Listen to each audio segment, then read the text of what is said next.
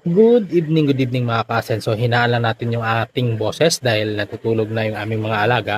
Ito ay kaapat na araw mula nung sila ay ipinanganak. Hindi na po kailangan bantayan pa o ilalagay pa doon sa crates dahil marunong na po ang kanilang nanay. Ito po ay pang second parity na. O kapag humiga, alam na niya na wala yung kanyang mga piglets. Ayan po, hindi naman sila masyadong nilalamig dahil malalayo yung iba. Pero meron po akong 100 watts na heater. Ayan po yung bulb, bali 100 watts yan. Pag sa araw, pinapalitan ko ng 25 watts lang para medyo makakatipid sa kuryente. Dahil sa loob ng 10 days na paggagamit ng heater or 15 days, kumakain din po ito ng 200 pesos sa kuryente. So sayang din po yun.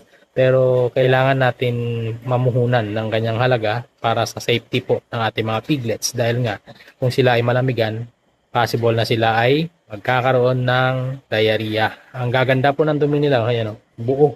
Buong buo po yung dumi nila after dahil nga po may prevention yan ng Aptalite. Bukas po, ikalimang araw na, magbibigay na tayo ng Immuno Booster at sa water naman, Vitamin Pro Water Soluble Powder. Ito naka-ready na yung pagtitimplahan natin para bukas. Ngayon po ay gabi. Sa 10 na ng gabi po ng September 22. September 23, ikalimang araw. Kasi pinanganak ito September 18. Ayan po ang date of birth niya. No? September 18. Nakapagbigay na po kami ng Jectran Premium. Sa nanay naman ay Super 4. Ayan, ika 3 days na mula ng mga anak.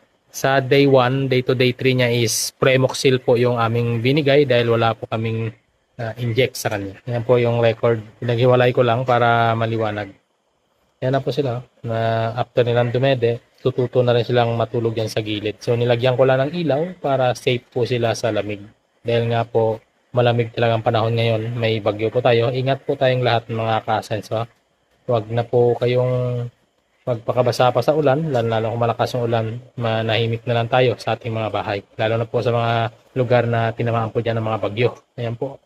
Hanggang dito na lang po, aakyat na rin po ako dahil tatapusin ko yung mga paperworks naman na ang gagawin dahil malapit na rin po at babalik po ako ng Manila dahil nga may event ang UNACO or Pigrulac sa World Trade Manila. See you there mga ka-Asenso.